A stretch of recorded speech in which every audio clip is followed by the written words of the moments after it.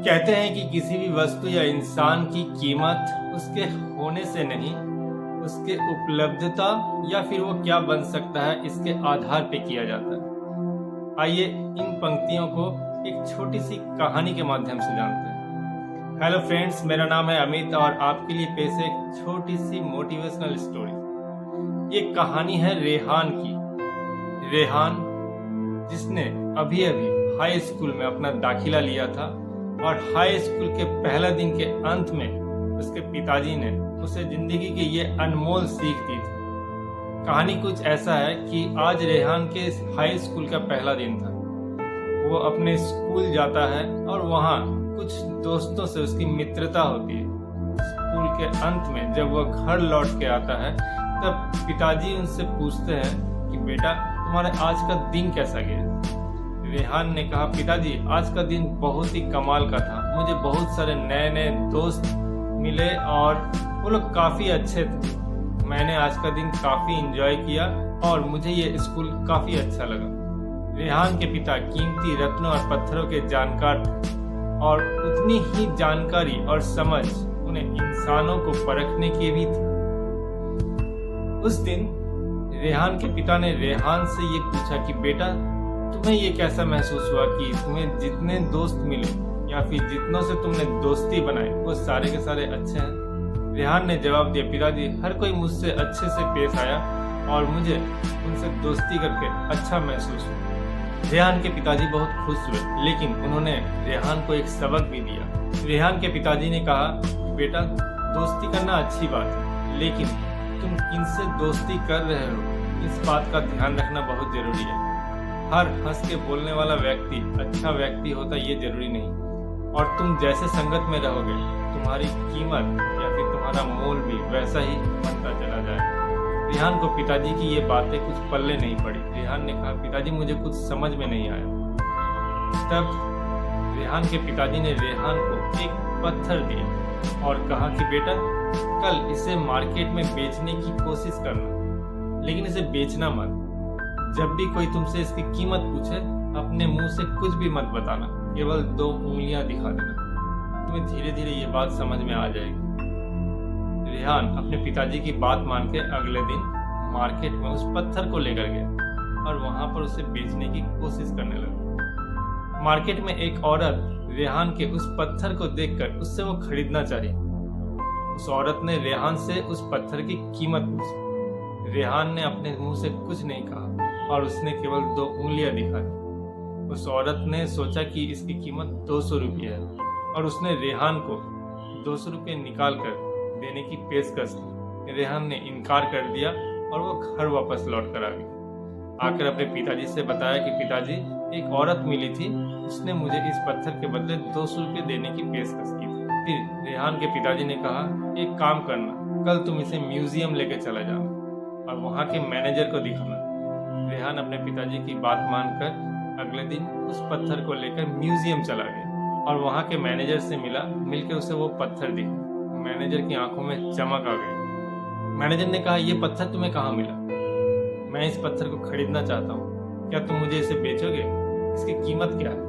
रेहान ने फिर कुछ नहीं कहा और उसने केवल 2 उंगलियां दिखाई। मैनेजर ने कहा, मैं तुम्हें 20,000 रुपये दूंगा, ये पत्थर मुझे दे दो। रेहान ने पत्थर का सौदा नहीं किया और वह घर वापस लौट के आ गया। रेहान घर आके पिताजी से कहा, पिताजी कल मार्केट में मुझे 200 रुपये मिल रहे थे, आज तो इसके 20,000 रुपये मिल रहे थे। मेरा मन कर रहा था कि मैं इसे बेच दूं, पर मुझे आपकी बातें याद थी कि इसे बेचना नहीं, वरना इतना मुनाफे का सौदा मुझे लग रहा है कि आज मुझे कर लेना चाहिए था। पिताजी ने मुस्कुरा के कहा कि बेटा कल तुम इस पत्थर को लेके कीमती पत्थर, हीरे, रत्न को बेचने वाले शोरूम में चला जाना और वहां पर इसे उस दुकान के मालिक को दिखा। रेहान ने अगले दिन वही किया। वहां जाकर उसने जब उस दुकान के मालिक को ये पत्थर दिखाया तो उनकी आंखें मानो फटी की फटी रह गई। उसने कहा कि बेटा ये पत्थर तुम्हें कहाँ मिला? इस पत्थर की तलाश में मैंने अपनी पूरी जिंदगी बिता दी, पर यह पत्थर मुझे नहीं मिला। मैं इसे खरीदना चाहता हूँ, क्या तुम इसे बेचोगे? इसकी कीमत क्या है? रेहान ने फिर से अपने पिताजी की बात मानते हुए वो 2 उंगलियां दिखाई और उस दुकान के मालिक को कुछ समझ में नहीं आया। तब उसने उस पत्थर के लिए 20 लाख रुपए की पेशकश इस बार रेहान की कानों को विश्वास नहीं हो रहा, कानों उसकी आंखें फटी की फटी रह गई और उसने उस सौदे को करने से इनकार कर दिया। और इस बार रेहान के दिमाग में चलने लगा कि ना जाने इस पत्थर की कीमत क्या होगी। अलग अलग जगह पर अलग अलग कीमत इसकी अदा करने की बात हो रही है। वह अपने घर लौट के आ गया और पिताजी को वो पत्थर सौंप दिया। सौंप के उसने कहा, पिताजी आज तो मुझे 20 लाख रुपए का पेशकश हुआ। पिताजी ने कहा, तुम्हें कुछ समझ में आया? रेहान चुप रहा। पिताजी ने बताया, यही मैं उस दिन तुम्हें समझाने की कोशिश कर रहा था कि तुम जैसे दोस्तों के संगत में रहोगे तुम्हारी कीमत वैसे ही होती जाएगी। तुम जीवन में जिस स्तर के दोस्तों के साथ दोस्ती बनाओगे तुम्हारी कीमत इस समाज में वैसे ही होती जाएगी। तुम अपने आप को क्या बना सकते हो ये निर्भर करता है कि तुम्हारी संगति कैसी है। अगर तुम ओछे दोस्तों के साथ दोस्ती करोगे तो तुम उनके जैसा ही ओछापन करना शुरू कर दोगे और तुम जिंदगी में कभी भी कामयाब नहीं हो पाओगे। और तुम अपने आप को जितने अच्छे दोस्तों के संगत में लाओगे उनसे कुछ सीख पाओगे और अपने जिंदगी में तरक्की कर पाओगे और तुम्हारी कीमत उतनी ही बढ़ती जाएगी। ये छोटी सी कहानी है, ये हमें सिखाती है कि हमें अपने जिंदगी में सोच समझकर अपने संगति बनानी चाहिए। हम इन लोगों के साथ उठते बैठते हैं और हम जिंदगी में क्या सीखते हैं ये सब कुछ निर्भर करता है हमारी संगति पर।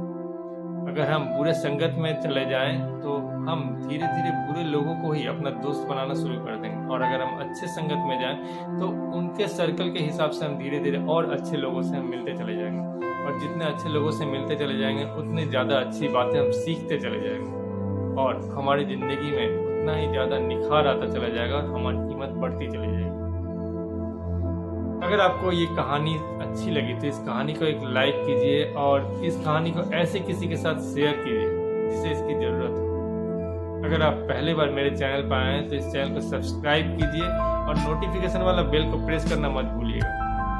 आप मुझे YouTube, Instagram और Facebook पर भी फॉलो कर सकते हैं और हर बुधवार सुबह 10 बजे मेरे सभी सोशल मीडिया हैंडल्स पर नए नए कहानियों को सुनना मत भूलिए।